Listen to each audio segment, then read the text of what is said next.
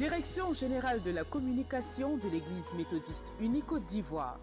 Campagne de sensibilisation contre la Covid-19. Église méthodiste unie Côte d'Ivoire. Peuple de Dieu, population vivant en Côte d'Ivoire. Que tu crois, que tu doutes, la Covid tue. Respectons les mesures barrières, car nos vies en dépendent.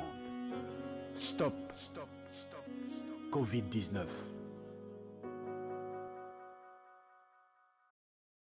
L'installation des équipements techniques et la formation du personnel devant assurer son exploitation suscite l'engouement chez les fidèles de l'Église méthodiste unie Côte d'Ivoire.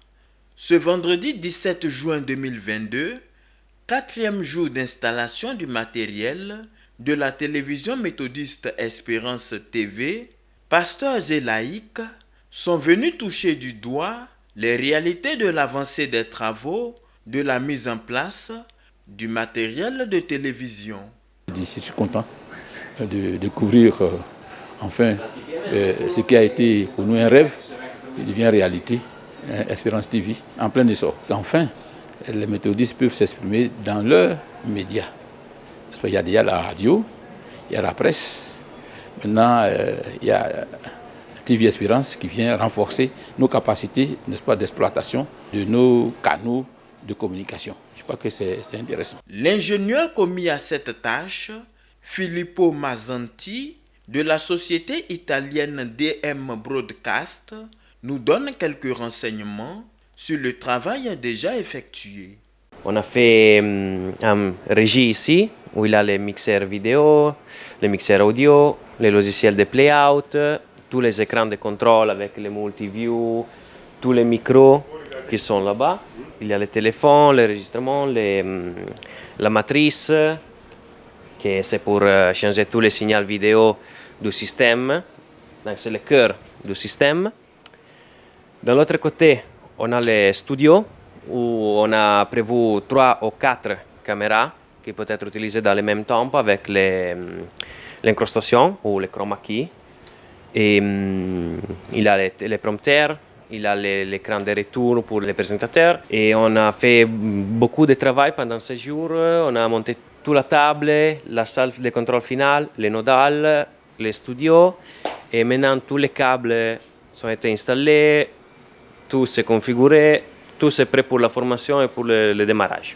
Mais il faut qu'on fasse des tests ensemble pendant la formation pour voir si le système c'est bon aussi pour votre nécessité, votre besoin. Il est important de le savoir, l'installation du matériel et la formation de l'équipe technique prendront fin le lundi 20 juin 2022, date à laquelle l'ingénieur Filippo Mazzanti prendra son vol pour l'Italie.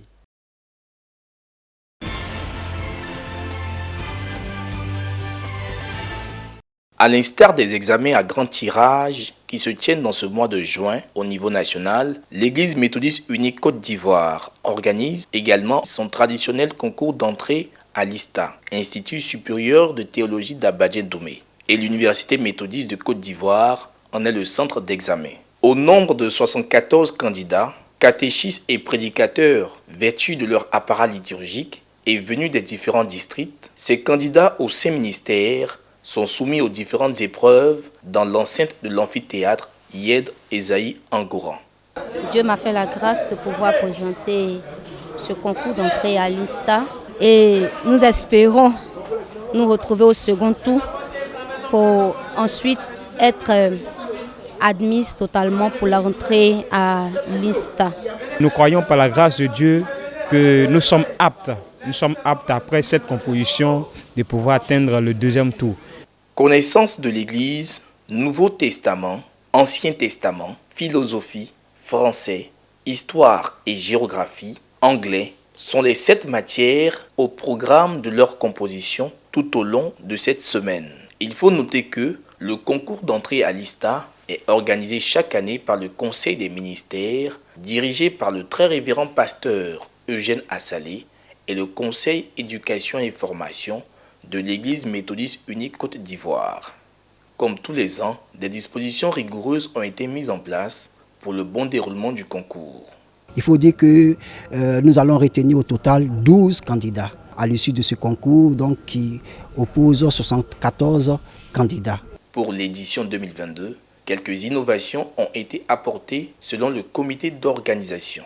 Compte tenu du fait qu'à l'issue du concours, 2 candidats sont appelés à aller poursuivre les études au Zimbabwe. Et donc là-bas, les études se font en anglais. Donc avec l'appui de l'UMESI, nous avons validé l'anglais qui fait partie désormais des écrits. Notons que le concours d'entrée à l'ISTA se fait en 3 étapes.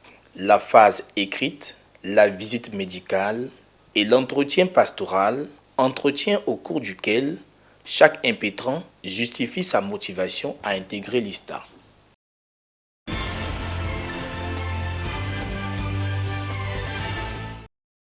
En prélude à la 9e édition de la Journée nationale de l'homme méthodiste, journée qui sera célébrée le dimanche 19 juin prochain dans le district d'Azopé, un culte marquant l'ouverture des activités de l'OHMUSI, l'Organisation des hommes méthodistes unis Côte d'Ivoire, s'est tenu le vendredi 17 juin 2022 à l'église méthodiste unie El Shaddai d'Azopé. Cette célébration a été marquée par plusieurs activités, notamment la série de dons aux veuves et orphelins des églises méthodistes unies du district et également des dons aux veuves et orphelins des communautés sœurs, communautés musulmanes, catholiques, Foursquare et communautés évangéliques d'Azopé. En tout cas, c'est Dieu qui a permis que les hommes nous offrent un cadeau à les veuves. En tout cas, que Dieu fortifie nos papas qui nous ont fait ce cadeau. On bénit Dieu pour l'idée qu'il a donnée aux garçons et ils ont pensé aux mamans qui ont perdu leur mari. Pour le vice-président de l'Organisation des hommes méthodistes unis Côte d'Ivoire, Wonien Marturin, représentant Clotaire Obo, président de l'Organisation des hommes de l'Église méthodiste unie Côte d'Ivoire, les hommes gagneraient à travailler davantage pour le rayonnement de l'OHMUSI. Il faut que les hommes méthodistes arrivent à transformer leur journée qui leur est dédiée par l'Église en une institution. Il faut que nous aussi, nous arrivions à respecter, à vivre la parole de Dieu dans notre vie de tous les jours.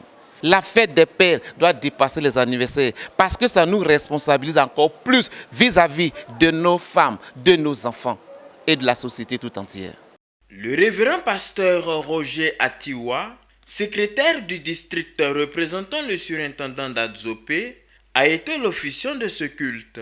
Il a axé sa prédication sur le thème « L'épreuve de la foi d'Abraham », thème inspiré du texte de Genèse chapitre 12, verset 1 et Genèse chapitre 22, verset 2.